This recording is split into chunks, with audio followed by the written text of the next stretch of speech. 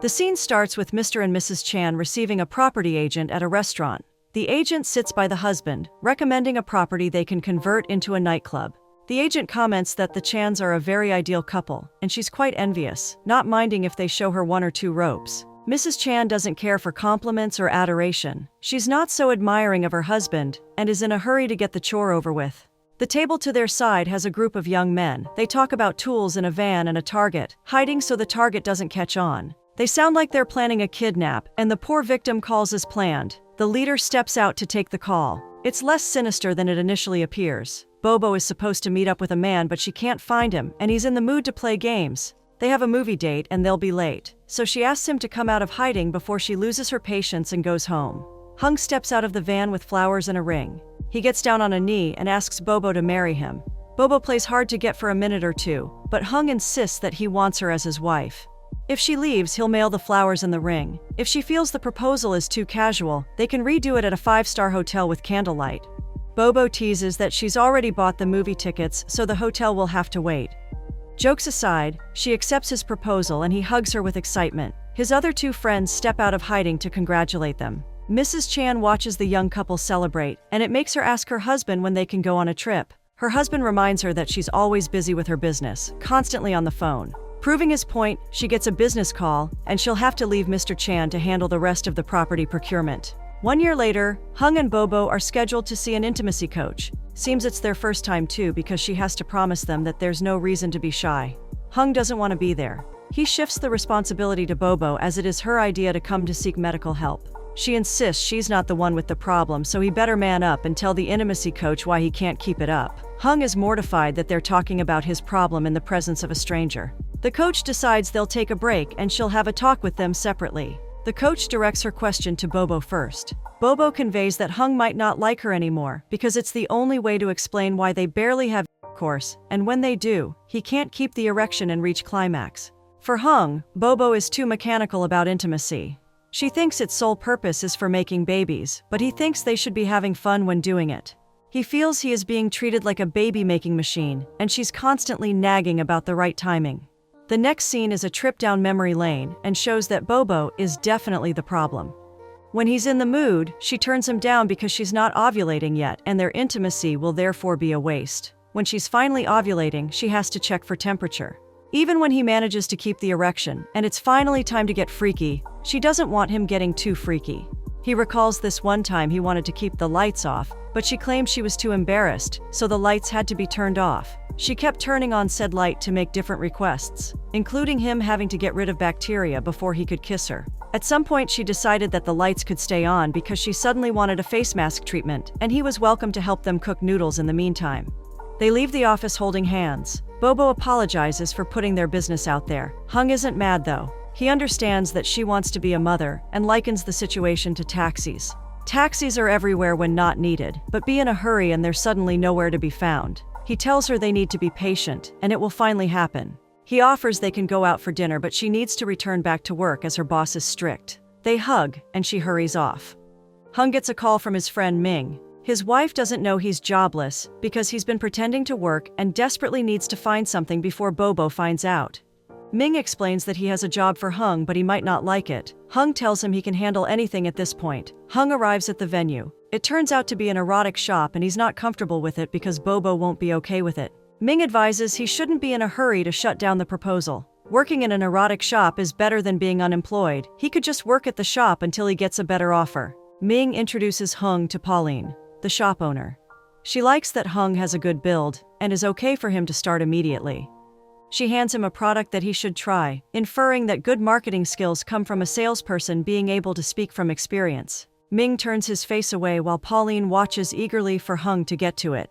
Just as he's about to try the item, Pauline reveals that she was only joking. Hung asks what his duties will be, so Pauline hands him a bag of condoms to take out and sample. Hung reasons he could easily run into a friend, which he'd prefer not to. Ming notices the condoms are premium quality and is excited about getting one. At least Hung has one customer under his belt. The handicapped restroom of a nightclub is occupied by 2 people in the heat of passion. It's Mr. Chan, having a quickie with a woman that isn't his wife. They're still trying to recoup in a corner when a friend, Raymond, comes looking for him. Mr. Chan lies that he is trying to get hold of his wife, but Raymond states that Mrs. Chan is in the building. Mr. Chan finds his wife at the table with some other friends and asks why she didn't call him to pick her up. She did call, but he didn't pick up. He joins the table, and it turns out the woman he was with earlier is a new face in their circle. Her name is Suke, and she's a girlfriend to a supportive boyfriend who wants her singing career to kick off. Two new women join their table, and Raymond takes a liking to one, stating she looks familiar. He's drunk, and Mrs. Chan clarifies that the woman is the spokesperson for his brand for the year. The woman tries to take advantage of Raymond's drunken state and collect his watch, but Mrs. Chan intervenes to the woman's distaste. She stares daggers at Mrs. Chan, who's in manager mode, giving orders and directives even though they're at a party to relax. At some point, Mrs. Chan gets a call from Mr. Hu and steps out to properly take the call. She meets Andrew, who reveals her name is C, and she's a famous artist manager in Hong Kong. Andrew congratulates her on the success of her nightclub, then states he has a nephew, Owen, that he wants C to consider for a contract, but Owen isn't ambitious and would rather spend his time chasing girls than chasing a music career. Mr. and Mrs. Chan come home with a passionate agenda, but it's interrupted by C's phone ringing. Her husband initially wants her to ignore the call so they can keep having fun, but work will always come first for Z. She breaks apart and takes the call away from him, leaving him exasperated. Eager to find companionship, Mr. Chan goes on a dating site. It's late into the night, and he gets a text from an unknown number. Several more texts and seductive pictures reveal it's Raymond's spokeswoman. Bobo is at work and on a personal call with her cousin. Her cousin knows about Hung's impotence and wants to know if the couple has seen a doctor. Bobo, embarrassed, wants her cousin to keep her voice down. Her cousin thinks that a lot of factors might come into play. Hung might have a mistress, or he could be into men, or Bobo might be boring in bed. Her cousin advises that Bobo should consider spicing things up. The line starts to break, and Bobo raises her voice so she can be heard, forgetting her conversation is quite inappropriate for a public space. The consequence is a stare from her colleague, who greets her casually to soften the awkwardness. Bobo is embarrassed regardless because she thinks her colleague must have overheard her talking about being. She turns to his direction and he nods with a smile. Yup, he heard. Hung comes home and is just as confused as we are. Bobo puts on a show, complete with pom-poms and her old-school uniform. She's in the mood for some roleplay and pulls Hung to the bed. They start kissing and he's quite confused because it's not her ovulation date. She slyly tells him to find out for himself, and this excites him. She has more surprises up her sleeve and she asks him to check the drawer. He does and finds an intimate product. Bobo explains how it works, but Hung is uncomfortable because she got it from her cousin, and it means that her cousin knows about their intimacy issues. This puts him off, and he just wants to have a shower while she makes them dinner. The next day at work, Hung checks out the intimacy enhancement spray that Bobo's cousin gifted her. The store has the same product. The spray increases libido and energy, and Hung sees he should have given the spray a try. His phone rings, causing him to have an accident with the spray. Bobo left him a voicemail about being on time for dinner. Hung is not on time. Dinner is with Bobo's cousin's family. When Bobo joins them at the table, she's upset with Hung because he keeps closing late from work. He used to close by 6 p.m., but now he closes around 8 p.m. He lies that his office is currently working on a big project, hence his lateness. The whole table knows about Huang's erectile dysfunction. They keep bringing it up and making it known that the food choice is specifically to get him in the mood afterwards. The last straw is when yet another person comes asking about the impotent guy. Hung storms off and Bobo goes after him to beg they return to the restaurant and not totally embarrass themselves. Afterward, she believes their companions are just making light of the situation, and Hung needs to stop being so intense and hurt. He lashes out that she keeps spreading his business, and it irritates him. He wants his distance from her. He's not the only one with grievances, though. She knows he actually got fired from work, and has been lying to her since then. She got a call from his former colleague who unintentionally spilled the beans. She also knows that he got a new job at an erotic shop, because she's seen his advertisement posts online. Their argument only gets worse with them shifting blame. Bobo calls him a pervert for working in an erotic shop, and Hung is upset because he's only trying to make an earning. She demands they return back to their dinner, but Hung refutes that he's not going back to be more humiliated. Bobo gives him an ultimatum then. He either returns with her, or he can forget to share the same house with her for the night. He chooses to leave. He seeks solace at a bar, throwing darts in the game section. A woman decides to compete with him, and the loser buys drinks. Hung is reluctant at first as he doesn't even want to drink. The woman's aim is precise, and they compete some more before ending up by the counter with drinks.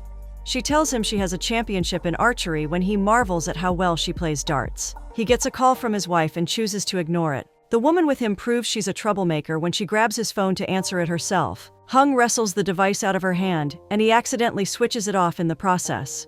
The woman wants to know why he's ignoring his wife, and he's led to vent about Bobo's lack of accountability.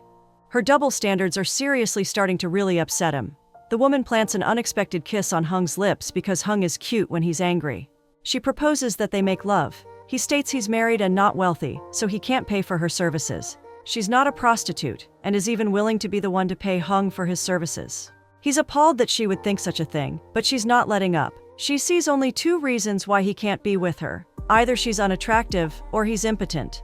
Hung whips his head at the second option. Hung gives in to temptation. The woman is needy and intense. She's also very eager to fully experience the married stranger she's just met. At the end of the intense session, Hung has proven that he's not impotent. The woman rates his skills on a high level. Hung is moved by her assessment. She feels his wife is a lucky woman because he's great in bed, but Hung scoffs in return. He tells her that Bobo isn't interested in being intimate with him. The woman feels pity for him, and Hung isn't happy about the situation either, but he's not going to divorce Bobo. He loves her. The woman expresses she can help him out. She'll be his mistress whenever he's in the mood. They'll have a no-strings-attached relationship, strictly revolving around being physically intimate. Hung is taken aback by her audacity and asks what's wrong with her. She answers that she has a brain tumor that makes her release too many hormones and increases her drive. She says it so enthusiastically and casually that Hung's not sure if she's joking or being for real. As for her offer, he's buying it, but wants to know if she has other partners outside him. She remarks that he's the only one in Hong Kong, but she has a few in the US. She takes pride that she likes having intercourse, but she's not promiscuous. She takes his phone against his protest and saves her number in it, calling hers so she has his number. She saves her contact as honest medicine because her mission is to cure him whenever he sees the name. When Hung reaches home, he's apologetic, but Bobo is fast asleep. Z is at work, suffering from a cold. She's taken medication to keep the coughing fits at bay and shuts down May's worry over seeing a doctor. The doorbell rings and Z gets it. Owen is a delivery boy and has brought her food. She's surprised to see him and lets him in to gush and fool around. He's impressed by her office space and the cool gadgets in it, wanting to know if she really makes a lot of money as an artist manager. She wants him to be her artist rather than keep being a delivery boy, but he knows his strength. He still lacks ambition and would rather stick to a less controversial job. He also still believes that his main talent is to flirt with girls. C coughs, and Owen notices the medicines, asking if she's got cancer. She corrects him, saying she has a cold, and he professes that he has a prescription for a cold. It's a technique he tried on Westerners when he was in Chinatown. He urges her to stay calm and relaxed while he does his thing. It starts as an innocent message, but it quickly becomes flirtatious from his end. Owen is determined to prove that his expertise is to successfully flirt. She initially tells him he's not her type, but he whispers in her ear about helping her unwind, generous enough to skip the rest of work so he can make her feel better. Maybe he would have had his way if not for the footsteps approaching, and quickly go back to being cordial in time for May to come into her office. While C is trying to reach out to her husband, he's having an affair with Raymond's spokeswoman. They have their moment in his car in a secluded area, and she tries to compare intimacy with his wife to her. This annoys Mr. Chan, and he shuts her out when she requests they go out to eat. Bobo comes to work and meets a friend with her baby. The friend urges her to try for a baby with Hung, as it's obvious that she loves children. Bobo responds that she's working it out with Hung, but the friend keeps pushing to be in Bobo's business, wanting to hook Bobo and Hung up with a doctor if they're having problems. Bobo's mood is ruined, and she walks away to recollect herself in a corner. A worried colleague of hers sees her and tries to check up on her, but she just walks away yet again.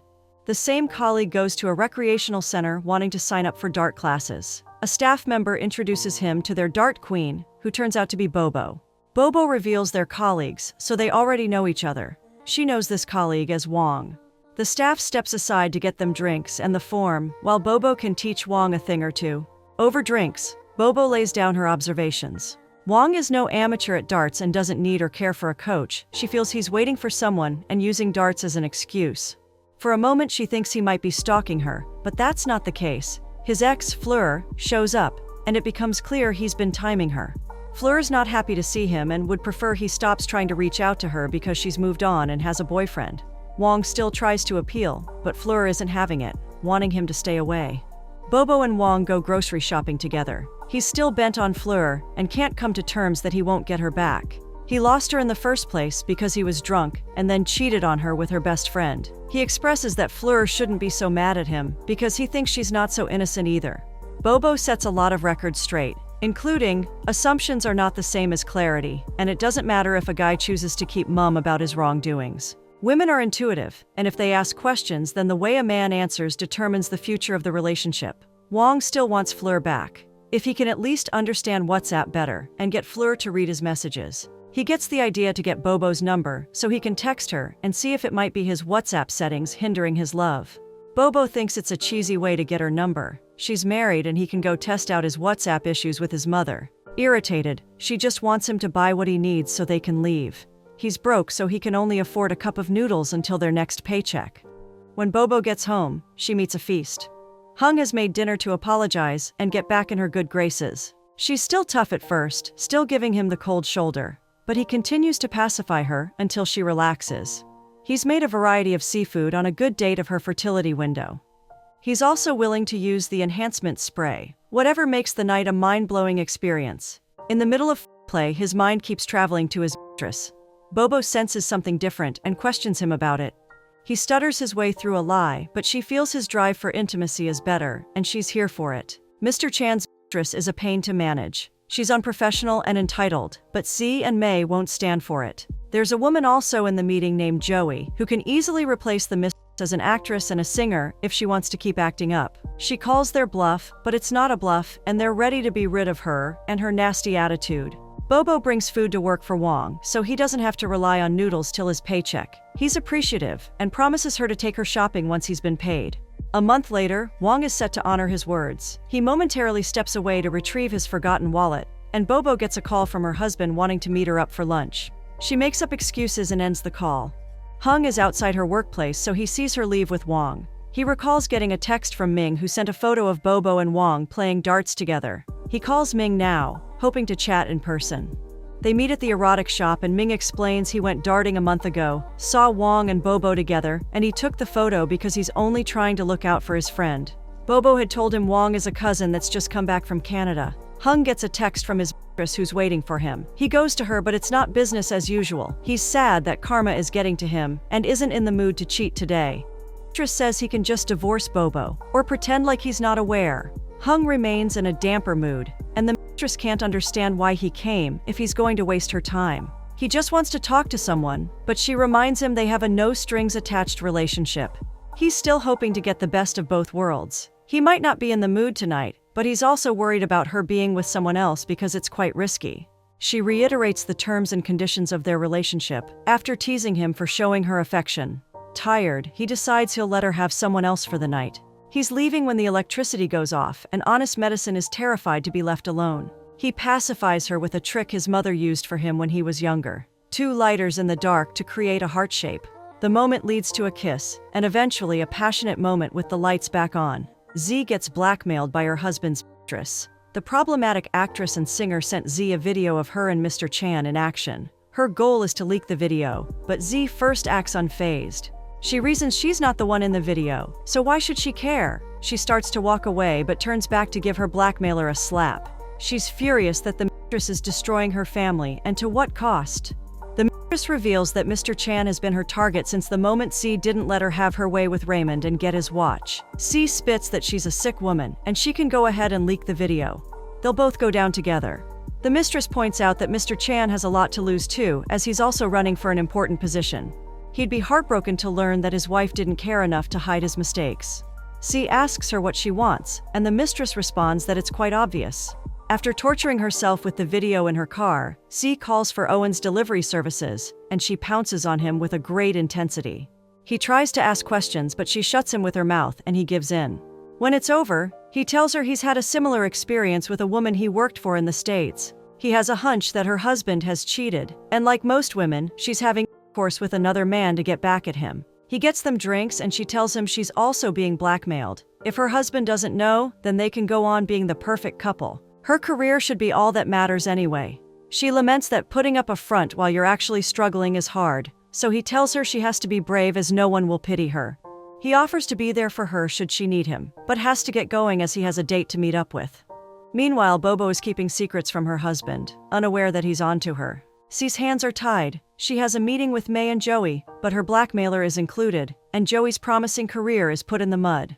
May is confused as to what's going on, but C gives no explanation. All the jobs are to be reverted back to Tracy, the mistress. Tracy audaciously says that she has the upper hand and will have her way. She walks out of the office and goes into the elevator, but just before it closes, some guy stops it and shares the space. Hung gets a call from Honest Medicine. She wants them to meet up as usual, then suddenly realizes he doesn't know her name yet. She won't tell him over the phone, preferring to do it when they meet up later that night. Hung arrives at the hotel but finds the police and people getting interrogated. Apparently, a girl booked a room with a gangster and a policeman busted them.